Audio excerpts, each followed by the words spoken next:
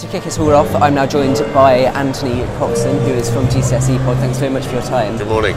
So first of all, if you can tell us a bit about what GCSEPod is. So GCSEPod is effectively it's audiovisual content that students can watch on their mobile phones. They can teachers can use it in the classroom. They can set assignments to help them learn and revise for GCSEs. It covers 6 UK examination boards plus the 3 international examination boards. We are in over 1,200 schools in 29 countries. So, for example, if there's something that's been taught in the lesson and the teacher wants them to go over it, then they'd say, watch this video at home. Is that the type of way that Absolutely. It works? So when people they can be struggling with a particular subject, or a group of pupils can be struggling with a particular topic, teacher can then set that as some homework or assignment, together with some questions. If pupil watches the pod, they can then answer the questions, and that feedback goes straight back to the teacher. What also happens, which is I think unique, is we have something called boost playlists, which is where, if for example in those questions a pupil has 10 questions set, they get 6 of them right, they get 4 of them wrong.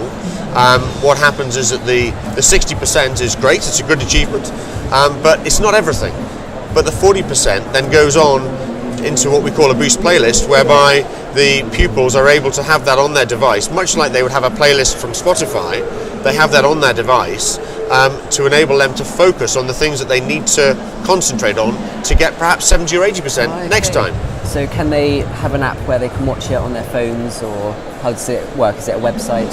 So it's both a website and an app. So as you'd expect with modern technology, the website is there. That can be used obviously in classroom, at home, but also the children the students more and more are using the app. And in fact, 73% of our usage is outside of the classroom, right.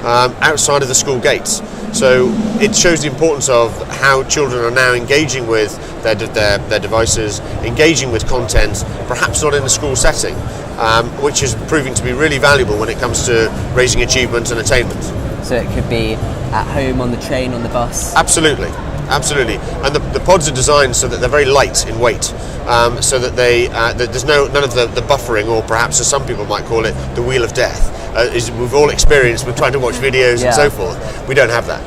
And so the user experience is something we focused on very strongly to make sure it's as good as it can be. And what type of videos are they? Are they sort of animations?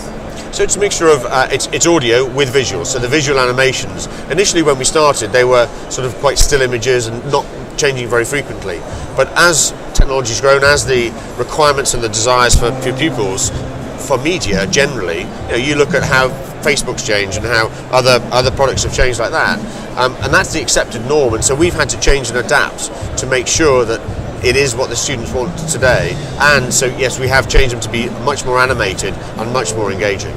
So how has it actually helped schools? Have you seen progress within those schools that it's been used with? So we've got quite a lot of our schools have subscribed for quite a long period of time. So we've got some very good data now, and in fact, I recently enlarged our analytics team to work with schools to find out really how are they doing, and so it's been very interesting to see how we can look at perhaps predicted grades and what were the ultimate outcomes from, for example, last year's cohort. And what we're seeing is a very positive correlation between strong usage and improved results.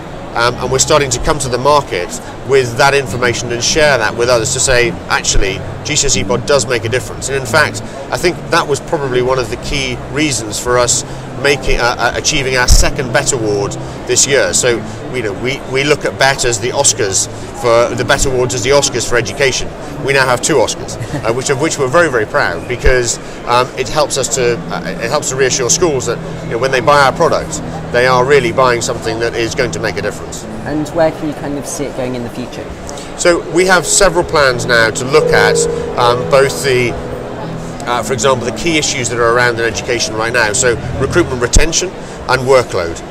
They are really the key issues. So if you can reduce the workload, you start to begin to address the recruitment and retention issue, certainly the retention issue. And we're doing a lot of hard work around that, as well as the evidencing of impact. How does this make a difference to the everyday lives of both teachers and indeed students? Cool. Thank you very much for your time. It's a pleasure.